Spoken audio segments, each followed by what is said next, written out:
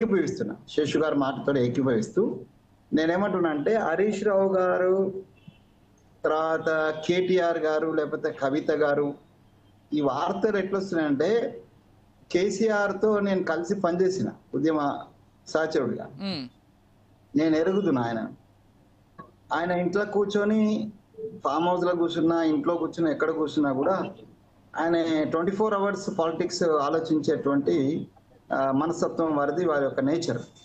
నేను చాలా సన్నిహితంగా ఆయనతో ఉన్నటువంటి ఉద్యమ సహచరుడిగా ఆయన గురించి నాకు తెలుసు కాబట్టి చెప్తాను. ఆయన మాతోటి ఉద్యమ టైంలో చాలా సార్లు ఒక మాట అనేవాడు, వెంకన్న ఏదేమైనా ప్రతిరోజు అంత మంచి నేత అయితే మళ్ళీ కాంగ్రెస్ కిందకి వెళ్ళానా? సరే సరే చెప్పనివ్వండి పూర్తిగా బాగా బాబు, నీకేం అవగాహన లేదు, మనం లేదు, బొడబొడ మాట్లాడుతున్నావు. ఉద్యమ సహచరుడు అన్న నేను టిఆర్ఎస్ పార్టీ నేను ఏబీపీలో కూడా పనిచేసిన. మరి ఎవరి వ్యక్తిగత అభిప్రాయాలు వాళ్ళవి శ్రీనివాస్ గారు, ఎట్లా అట్లా అట్లా మనం చెప్తే ఎట్లా ఎందుకు పోయినా ఏంటి అనేది ఎక్స్ప్లెనేషన్ ఇవ్వాల్సి వస్తే అది వేరే డిబేట్ పెడదాం, అది వేరే విషయం. శ్రీనివాస్ గారు అది వేరే విషయం. ఓకే వెంకటస్వామి గారు మీరు చెప్పండి, మీరు కంటిన్యూ చేయండి. సమంజసం కాదు శ్రీనివాస్, మీరు అట్లా మాట్లాడకూడదు. నేనేమంటున్నా, వారిని దగ్గర ఆయన ఉద్యమ టైంలో ఒక మాట చెప్పేవాడు, ఏమనంటే ఏదేమైనా ఈనాడు పేపర్ లాంటి ఒక ప్రధాన పేపర్లో ప్రతిరోజు ఫ్రంట్ పేజీలో మన ఉద్యమ వార్త ఉండాలి. ఉద్యమ వార్త ఉండాలంటే ఏదైనా స్టేట్మెంట్ రావాలి, ఒక సంచలన స్టేట్మెంట్ రావాలి. అప్పుడు ఎట్లాంటి స్టేట్మెంట్స్ వచ్చేటియో, ఎట్లా ఆయన మాట్లాడేవాడో, లేకపోతే మిగతా వాళ్ళు ఎట్లా ఉండో మనం చూసినాం, అందరం చూసినాం, శేషు చూసినాం, నేను చూసినాం. అంటే ఇది బేసికల్ గా ఒక పొలిటికల్ గా ఆయనే ఫ్రంట్ లైన్ న్యూస్ లో ఉండాలంటే ఏం చేయాలనేటువంటిది టిఆర్ఎస్ అధినేత ఎప్పుడు ఆలోచిస్తుంటాడు.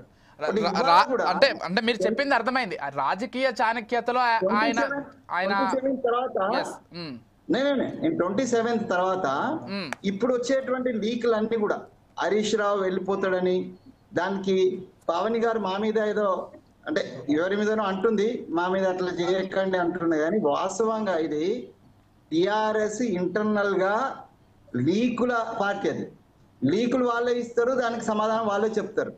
ఇవాళ ఫ్రంట్ పేజ్ న్యూస్ లో ఇలా 4 సైడ్ టీవీ లాంటి టీవీ, లేకపోతే 9 TV9 ఇంకా అన్ని టీవీలు అన్ని కూడా హరీష్ రావు, కవిత అండ్ కేటీఆర్ గురించి చర్చ చేయాలంటే ఏదో ఒక సంచలన న్యూస్ లీక్ కావాలా.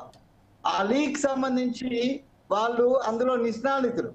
సో ఆ డైవర్షన్ పాలిటిక్స్ లో దాంట్లో కేసీఆర్ గారు నిష్ణాళితులు కాబట్టి ఈ పాలిటిక్స్ లో ఇప్పుడు 27th ఒక మీటింగ్ అయింది, దాని తర్వాత మళ్ళీ ఏం పని ఉంది, ఏం పని లేదు.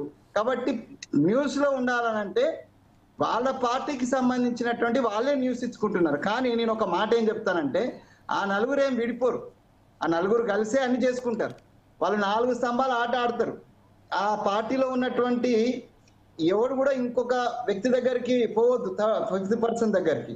ఒక పిల్లర్, ఒక గ్రూప్ ఏమో కవిత అవుతుంది, ఒక గ్రూప్ ఏమో హరీష్ రావు అవుతాడు, ఒక గ్రూప్ ఏమో కేటీఆర్ అవుతాడు, ఒక గ్రూప్ ఏమో కేసీఆర్ అవుతాడు. అంటే పార్టీలో ఉన్నోడు ఎవడు పక్కకు పోయి వేరే కాడికి పోవాల్సిన అవసరం లేకుండా వాళ్ళే పంచుకుంటారు.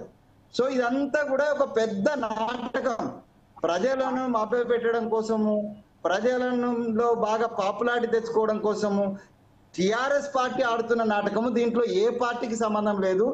మేము మా పార్టీ నుంచి అయితే మేము హరీష్ రావు గారిని రమ్మనలేదు.